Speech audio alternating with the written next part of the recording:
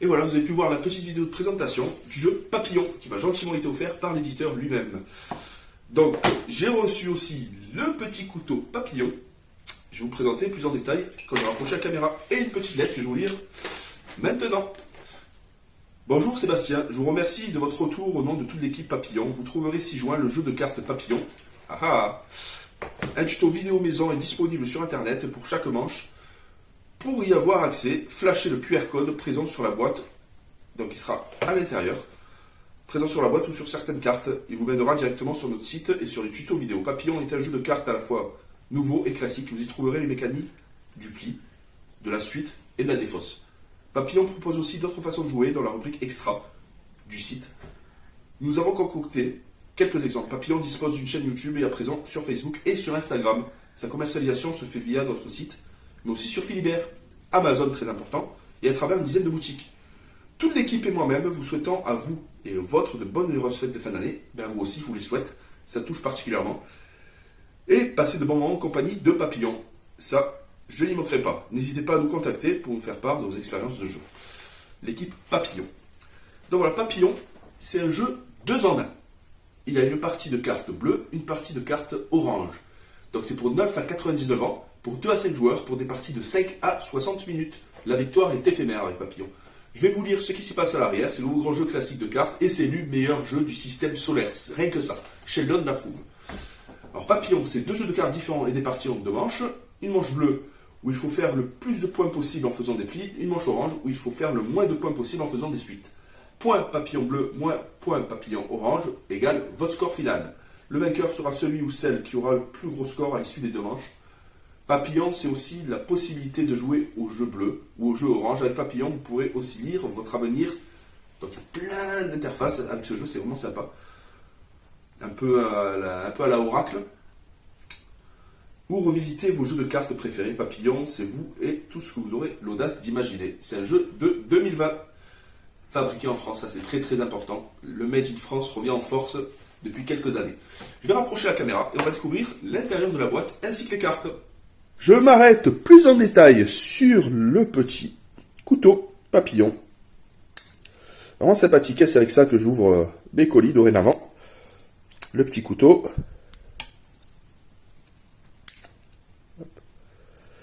Voilà, les petits décapsuleurs, ça c'est parfait, ils ont pensé à moi. Vous voyez? Le tire-bouchon. Ah, ça c'est spécial fait. Et le petit tournevis cruciforme. Voilà, donc on va s'intéresser un peu plus au jeu maintenant. Regardez le devant de la boîte. Toutes ces fioritures, donc là du coup Facebook, Instagram, Twitter, YouTube. Le QR code à flasher justement pour tomber directement sur leur page YouTube. L'arrière, et on va ouvrir ça de ce pas pour découvrir les cartes. Ah, je suis tout excité. C'est un jeu qui me faisait de l'œil. Et je remercie de me l'avoir envoyé.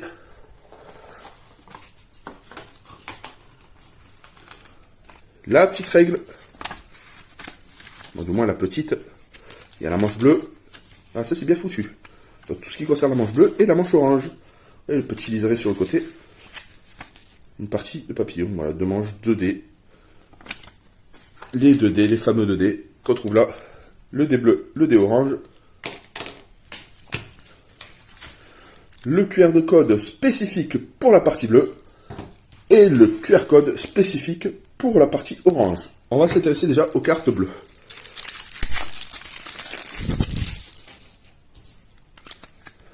Ah, le dos est vraiment sympa. Le petit QR code, si vous voulez le flasher.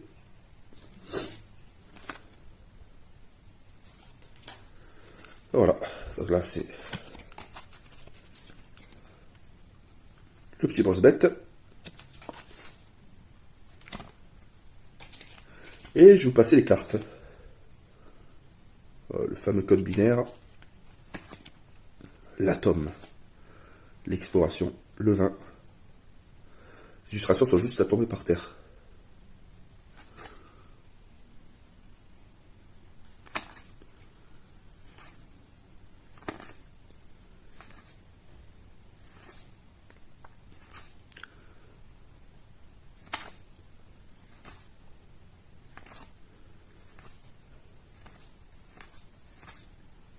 Le dragon.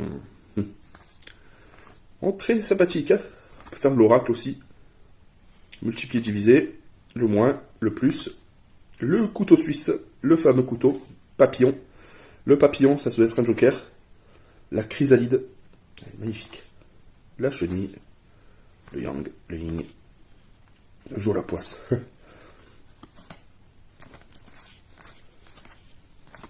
Très très belles illustrations. Franchement.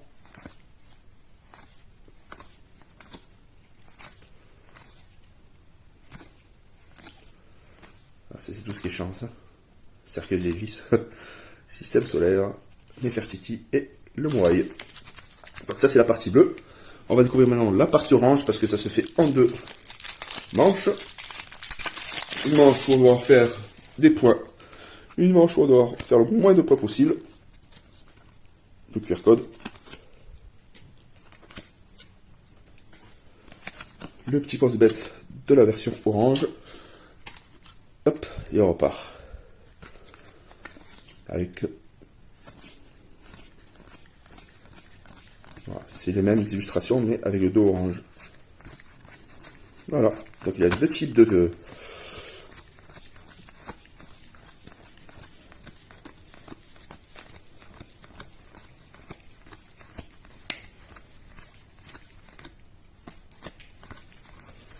Voilà le contenu du jeu Papillon. Donc on va commencer par s'intéresser à la partie bleue. Puis on va terminer avec la partie orange. Donc là c'est juste la petite présentation de départ. Donc avant de commencer, j'ai lu les règles. Donc c'est un jeu en deux phases. On peut jouer soit la phase bleue et la phase orange, soit que la phase bleue, soit que la phase orange. Libre à vous de faire votre choix. Donc c'est un jeu de 9 à 99 ans, de 2 à 7 joueurs, et pour des parties de 5 à 60 minutes, justement. Donc il y a deux types de manches. La manche bleue, il faut faire le maximum de points en remportant les plis. On doit ramasser les cartes. Et pour la partie orange, il faut faire des suites pour se débarrasser des cartes. Donc du coup, on fera le total des deux. Et ça vous donnera la globalité. Qui c'est qui remportera cette fameuse partie. Donc une manche peut durer de 5 minutes, voire plus, hein, si on a besoin de réfléchir, ou non. Donc il y a 58 cartes de 4 familles différentes. Donc, les 4 familles différentes, il y a la famille des serpents. C'est la version grise. La famille des grandes découvertes, c'est la version rouge. La famille des formes géométriques, c'est la version verte. Et dernièrement, la famille des fondamentaux, c'est la version bleue. Et après, ce qui est en violet, ce sont les atouts. Donc il y aura des cartes bien spécifiques, ça je vous le présenterai plus en détail. Donc comment se déroule une partie? Il y a une fonction différente suivant le nombre de joueurs. Tout simplement. Donc à 2 joueurs, il y a 4 tours. À 3 joueurs, 3 tours. À 4 joueurs, 2 tours. Et à 5 joueurs, 1 tour. Le nombre de cartes que l'on doit distribuer. Donc 7 cartes pour 2 joueurs. 6 cartes en main pour 3 joueurs. 7 cartes pour 4 joueurs. Et 11 cartes pour 5 joueurs.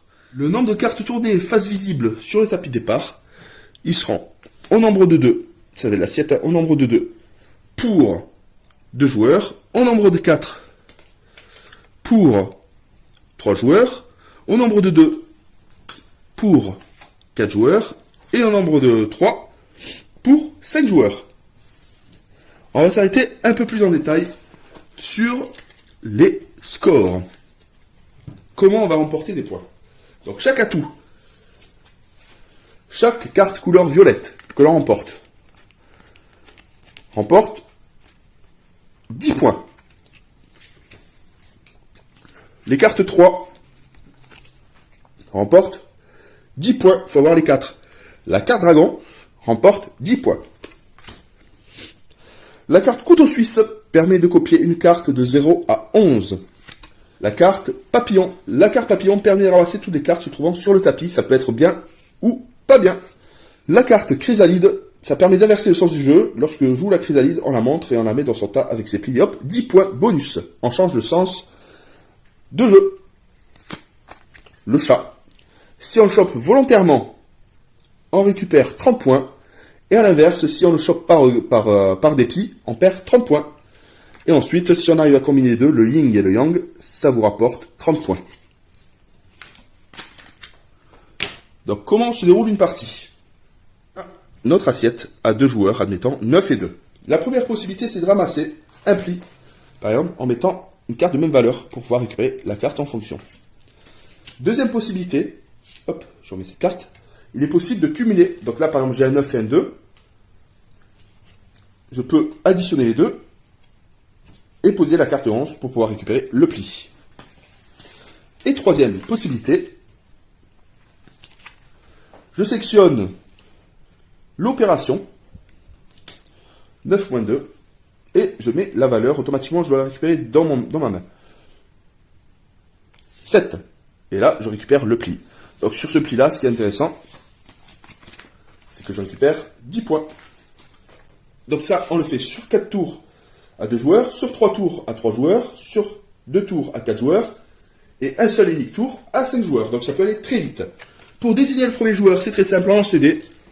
Celui-là qui aura fait la plus grosse valeur démarre et choisit le sens de jeu. Et ça peut être modifié au cours de la partie, justement, avec la fameuse chrysalide. Ça nous permet de modifier les tours, ça peut être vraiment intéressant. Malheureusement, dans le jeu papillon, on ne peut pas passer son tour. Même si c'est à notre tour, on doit jouer. Donc, si on ne peut rien faire, on ne peut ramasser aucune carte, il faut se débarrasser d'une carte de sa main. C'est-à-dire jeter une carte de ce jeu au tapis. Hop! Que les joueurs ont joué toutes les cartes, on redistribue une main, et notre tour commence avec le même tapis. Hop! À 2 joueurs, admettons, c'est 2 cartes. Il peut arriver qu'il n'y ait plus de cartes sur le tapis, donc du coup, dans ce cas, le joueur dans ce tour pose une carte de son choix sur le tapis. Pour gagner, il faut bien avoir en tête les cartes qui rapportent des points en manche bleue. Donc là, du coup, vous avez le petit pense-bête. Donc du coup, toutes les cartes violettes rapportent 10 points. 30 points si vous avez le yin et le yang, 30 points si vous allez récupérer le chat volontairement, ou à l'inverse, si c'est par dépit, vous perdez 30 points. Les 3 remportent aussi 10 points, et le dragon, tout simplement. Et dernièrement, ne tirez pas sur l'ambulance. Si un joueur n'obtient aucun point lors de la manche bleue, chaque joueur lui donnera 10 points. Donc du coup, être mauvais joueur, ça peut nous rapporter quoi.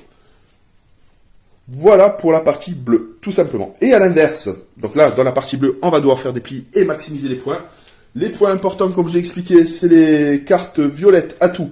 Les 3, plus le 7, le chat et le yin et le yang. Et à l'inverse, dans la partie orange, il va falloir faire des suites pour se débarrasser des cartes. Et moins on a de points, au mieux c'est. On va mélanger tout ça pour arriver sur la partie orange. Et cette fois-ci, on se retrouve pour la partie orange. Le premier joueur est désigné par lancer de dés, mais cette fois-ci, celui-là qui fait le plus petit score. Donc là, le premier a fait 11, le second a fait 11. Bon, c'est des dés pipés. 10 pour le premier joueur. Et 8. Donc c'est le joueur plus petit qui commence, qui désigne le sens de direction. Donc cette fois-ci, le nombre de tours, c'est toujours le même. Pour 2 joueurs, c'est 4 tours. Pour 3 joueurs, c'est 3 tours. Pour 4 joueurs, c'est 2 tours. Et pour 5 joueurs, c'est 1 tour. La distribution des cartes. Alors, pour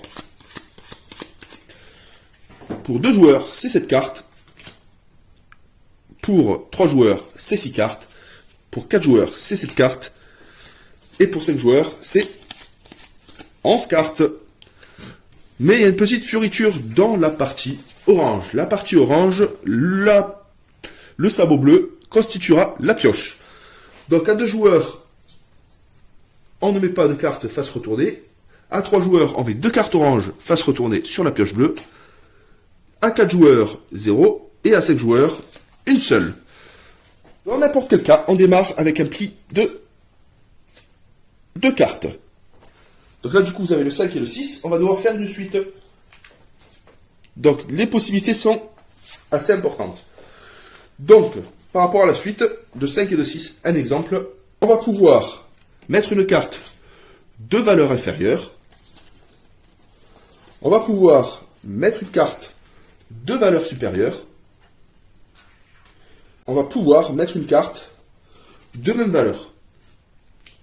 Ici, uniquement. Sinon, on déclenche 2 autres suites. Ici, on peut mettre un 5, on peut mettre un 4. Ici, on peut mettre un 3 ou on peut mettre un 5, et ainsi de suite. On peut jouer jusqu'à 2 cartes par tour. Les signes vont être très importants dans ce jeu. Le moins, le plus, et le multiplié divisé. Donc par exemple, si on pose un signe moins, ici, à ce niveau-là, au niveau du 4, ça veut dire qu'on est obligé de poser maintenant des cartes inférieures au chiffre 4. Et à l'inverse, admettons, on pose un plus ici au niveau du 6, ça va être des cartes supérieures automatiquement à 6. Il y a possibilité aussi de se mettre cette carte, c'est des multiples, donc du coup on peut mettre un 12. Sinon on peut diviser, dans la table de multiplication ou de division, on peut mettre le 1, le 2 et le 3. Dans cette partie, les cartes yin et yang ont juste des valeurs 12, rien de plus, rien de moins. Là par exemple je fais une multiplication, je pose le 12, bien évidemment, sur le 6. La carte couteau suisse, c'est pareil, même principe, vous choisissez une valeur et vous l'attribuez là où vous voulez. Le but du jeu, c'est de ne plus avoir de cartes en main. Donc malheureusement, si on ne peut pas jouer de cartes, on pioche systématiquement une carte dans le sabot bleu. Ensuite, il y a la fameuse chenille. La fameuse chenille, ça nous permet de redémarrer notre suite. Sur le chiffre 1, par exemple, là on est sur le 12. Je pose ça là-dessus, on redémarre de 1. Ça peut être intéressant. On peut jouer jusqu'à 2 cartes. Si on ne peut pas, on joue qu'une carte. Si on ne peut pas jouer de carte, on pioche bien évidemment une carte. La partie se termine au nombre de tours indiqués. À 2 joueurs, c'est 4 tours. À 3 joueurs, c'est 3 tours. À 4 joueurs, c'est 2 tours. Et à 5 joueurs, c'est un tour. C'est un seul et unique tour. Donc du coup, à 5 joueurs, ça va aller assez rapidement. Ensuite, il y a le chat noir. Si on pose le chat noir, ça fait piocher 3 cartes au joueur suivant, qui aura le droit de jouer juste après, bien évidemment. Par contre, le détenir en fin de partie, ça nous fera perdre, ça nous coûtera 22 points. Justement, c'est là où on doit avoir le minimum de points pour cette partie-là. Le papillon, ça c'est une carte spécifique. Ça fait piocher 3 cartes à celui qui la pose. Mais s'il est posé juste après un chat noir, celui qui a posé le chat noir devra piocher 6 cartes. Donc ici, il y a la petite rigole où on peut positionner ces 2 cartes, plus la dernière, celle-ci. La chrysalide, ça permet de changer le sens du jeu, justement. Tout simplement. C'est les 3 cartes où on peut les poser uniquement ici. Donc la partie, dès qu'un joueur a joué toutes ces cartes, le donneur distribue une main complète à chacun avec le reste des cartes à dos orange. Et un autre tour commence, de toute façon. Là, on garde à proximité les fameuses cartes oranges. En ce qui concerne la fin du tour, dès qu'un joueur a joué toutes ces cartes, le donneur distribue une main complète à chacun avec le reste des cartes à dos orange. Et un autre tour commence, même s'il reste des cartes dans les mains des autres joueurs. Et quand un autre tour commence, c'est toujours la même joueur, le gagnant des 2 dés, au score le plus petit bien sûr, qui commence. Et lorsqu'un joueur a posé toutes ses cartes lors du dernier tour, la manche est terminée et on fait les comptes. Il existe bien évidemment un cas particulier. Donc le cas particulier, c'est le mode carnage. Si la pioche bleue, carte à dos bleu est épuisée, on passe en mode carnage. Le donneur distribue d'un coup toutes les cartes à dos orange au joueur, quel que soit le nombre de tours restants. Le joueur va ensuite continuer à jouer jusqu'à ce que l'un d'eux gagne la manche. Et après, il y a le mode apocalypse, c'est le mode le plus costaud. Si le jeu est bloqué, on passe en mode apocalypse, on compte les cartes restant dans les mains de chaque joueur pour ajouter à leur score, constitué de leurs points de tour. Et la finalité, comment compter les points? C'est très simple, lorsqu'un tour se termine, c'est-à-dire quand un joueur a posé toutes ses cartes, les autres joueurs sont pénalisés de 20 points lors du dernier tour. Leur pénalité sera donc de 30 points. le gagnant d'une manche orange est celui qui a le moins de points possible. Et après, on acclimate les valeurs de la partie bleue et la partie orange pour terminer ce jeu. Voilà, je vous ai présenté les règles.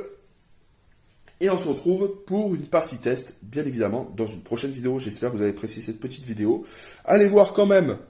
Ça, c'est très important. Voilà, c'est juste du complément, mais c'est très bien expliqué par les auteurs du jeu. Donc ici, le QR code a flashé concernant le jeu bleu et le QR code a flashé concernant le jeu orange. Voilà les amis, j'espère que vous avez apprécié cette petite vidéo. On va faire une partie test, bien évidemment, à 2 joueurs avec Catherine. Et à très bientôt pour une nouvelle vidéo. Bye bye!